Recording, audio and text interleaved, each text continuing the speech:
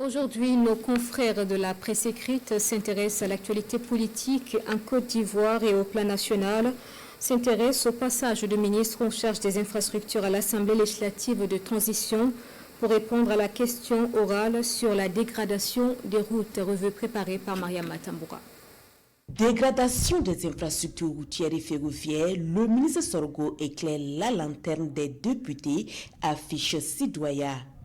Le réseau routier du Burkina est en souffrance, à en croire les données fournies par le ministre des Infrastructures, avec 67% des pistes rurales en mauvais état, rapporte le journal Le Pays.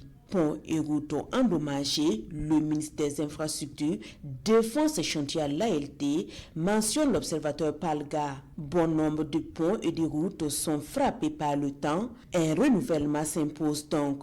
Et pour ce faire, le journal Le Quotidien nous informe que la remise en état des infrastructures routières et ferroviaires sur l'ensemble du territoire burkinabé nécessiterait plus de 320 milliards de francs CFA. Dans un autre registre, le journal Le Pays s'intéresse à l'actualité politique en Côte d'Ivoire. En prélude à la présidentielle d'octobre 2025, c'est la veillée d'armes au sein de plusieurs partis politiques, explique mon confrère, qui revient sur les tiraillements au sein du FPI. Pour le pays, c'est la preuve des divisions au sein d'un parti qui est devenu l'homme de lui-même depuis que son fondateur Laurent Gbagbo a décidé d'en laisser l'enveloppe à son ancien bras droit.